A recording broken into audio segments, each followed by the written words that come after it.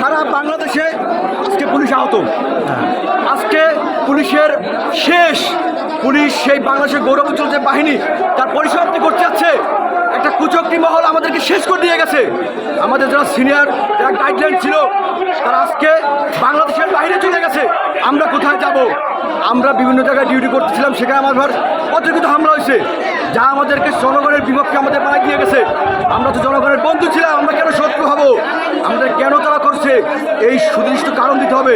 এবং যারা আমাদেরকে নিয়ে খেলছে, এই রাষ্ট্রের কাছে, জনগণের কাছে তাদের বিচার হতে হবে। পুলিশ কোনো সরকারের অধীনে কাজ করবে না।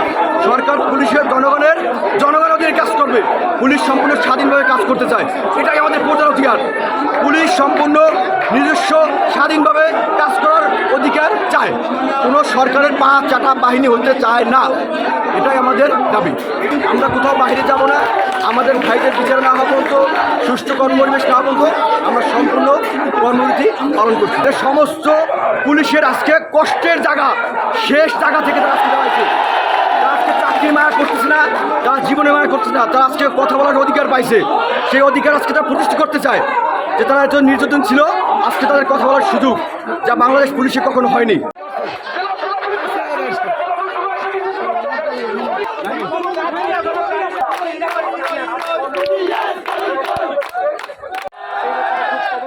এবং ঘটনাস্থলকে পরিদর্শন করেন। আমরা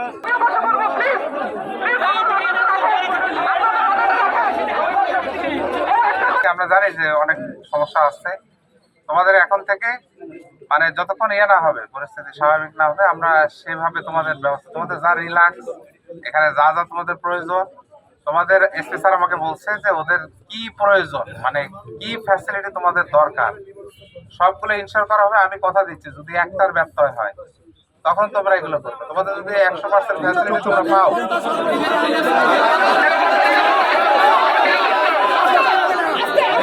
আমাদের 100% আমরা নিরাপত্তা ইনশিওর করবো। কোনো বিপদ আমরা ফেলবো না। আমরা আমি থাকবো। এগুলো তো তোমরা জানোই যে এখন নিরপেক্ষ সরকার হচ্ছে। 4 দিন যাবত কেউ সবগুলোই কারো দোষ কিছু পার পাচ্ছে, তোমরা দেখতেছো। যারা দোষ করছে তারা কি পার পাইছে? তারা কিন্তু পার পাচ্ছে না। তাদের কিন্তু ঠিকই আইনের আওতায় নিয়ে আসা হচ্ছে। কার কতটুকু গাফিলতি সবারই, শুধু জনগণের না।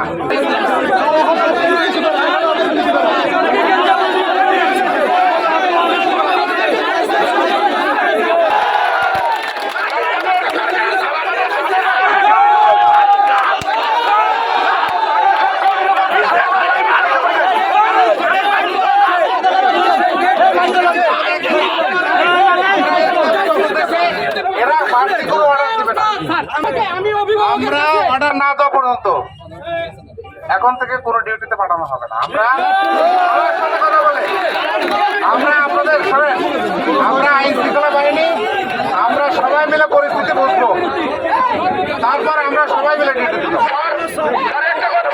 সবার সাথে কথা বলে সব সিদ্ধান্ত আমরা সবার নিরাপত্তা 100% ইনশিওর করবো। 100% সবার তরফ থেকে স্যার। আমি জুনিয়র কর্মচারী হয়েও স্যার আপনার কাছে কিছু দাবি শোনাতে চাচ্ছি স্যার, যেগুলো আপনি অভিভাবক হিসেবে আপনার জানা দরকার। এই কথাগুলো আমরা রুমের মধ্যে শুনবো। আপনাদের স্যার আমাদের কলগড়ে কল্যাণে অনেক কল্যাণ শুনেছি স্যার, এখন কল্যাণটা আমরা একটু রাজপথে শুনতে চাই স্যার। আমাদের কল্যাণটা আমরা একটু রাজপথে শুনতে চাই স্যার। সবার সামনে প্রকাশ্যে আমরা তো আমাদের যে দাবি দেওয়াগুলো আমাদের যে সুযোগ সুবিধাগুলো আমাদের রাজপথে ক্যামেরার সামনে সবার সামনে প্রকাশ করে দেওয়া স্যার। কালকে আমাদের গেটগুলো স্যার ভাঙচুর হয়েছে স্যার, পুলিশ সমস্ত স্যার রয়েছে। আমরা সাহায্যের জন্য স্যার কোনো সিনিয়র অফিসার পাই না, কমান্ডিং এর জন্য আমরা মরবো নাকি আমরা সুইসাইড করবো নাকি আমরা পালাবো নাকি আমরা চলে যাবো, কোনো সিনিয়র অফিসার ছিল না। এই আপনারা জানেন যে আমার সাথে সবাই দুঃখিত না?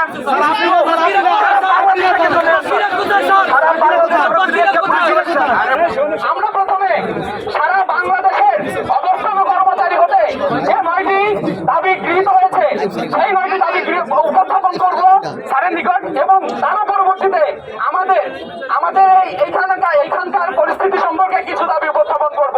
প্রথমে আমরা 9টা দাবি শুনি। প্রথম দাবি, সকল পুলিশ হত্যার দৃষ্টান্তমূলক শাস্তি নিশ্চিত করা। দ্বিতীয় দাবি, নিহত পরিবারের ক্ষতিপূরণ সহ সেই পরিবারের ন্যূনতম একজন সদস্যকে সমপদে নিয়োগ করা। দাবি নম্বর 3, আহত সকল পুলিশ সদস্যদের সুচিকিৎসা নিশ্চিত করা ও ক্ষতিপূরণ প্রদান নিশ্চিত করা। দাবি নম্বর 4 ঘন্টার বেশি ডিউটি পালনে বাধ্য না করা, 8 ঘন্টার বেশি ডিউটি পালনে ওভার ডিউটি সুবিধা দেওয়া। দাবি নম্বর 5, শুক্র শনিবার সহ সকল সরকারি ছুটি ভোগের সুযোগ প্রদান।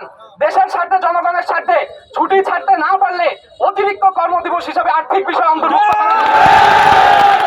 দাবি নম্বর 6, ঊর্ধ্বতন কর্তৃপক্ষের আদেশ দানে সংবিধান ও জনগণের মনের কাঙ্ক্ষিত বিষয় প্রাধান্য দেওয়া। দাবি নম্বর 7, পুলিশ হেডকোয়ার্টার থেকে শুরু করে সকল metropolitan police office, police line, police হাসপাতাল, থানা, পুলিশ ফাঁড়ি, ক্যাম্পের নিরাপত্তা বেষ্টনী জোরদার করে নিরাপদ কর্মস্থল নিশ্চিত করা। দাবি নম্বর 8, যথাসময়ে সকল পদে পদোন্নতির জন্য যথাযথ পদক্ষেপ গ্রহণ করে বৈষম্য দূর করা ও বদলির আদেশ দানে নিজ জেলার নিকটবর্তী জেলার মানে রেঞ্জাধীন জেলায় প্রাধান্য নিশ্চিত করা। দাবি নম্বর 9, বাংলাদেশ পুলিশ বাহিনীর মর্যাদা রক্ষায় পুলিশ সংস্কার আইন প্রণয়ন করা, যেন বাংলাদেশ পুলিশ বাহিনীর সদস্যরা দ্রুত সময়ে যে কোনো সিদ্ধান্ত গ্রহণ করতে পারে। অন্যতম একটি দাবি, এই আদেশের পরে অন্যতম একটা দাবি, পুলিশ যেন কারো অধস্তন থেকে না থেকে স্বাধীনভাবে জনগণের সেবা করতে পারে।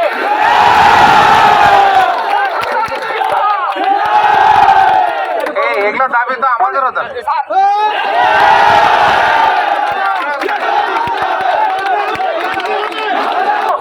শিবিরের সহকর্মীবৃন্দ, আমি আরো কয়েকটা দাবি উপস্থাপন করি, তারপর যদি না হয় কেউ এক আঙ্গুল উঁচু করেন আমি তার থেকে শুনবো, কিন্তু সবাই চিল্লায় উঠেন না প্লিজ শেষ করি। যে ডিউটি করতেছে, এত ডিউটির পরে পরিবার পরিজন ছেড়ে যে ডিউটি করতেছে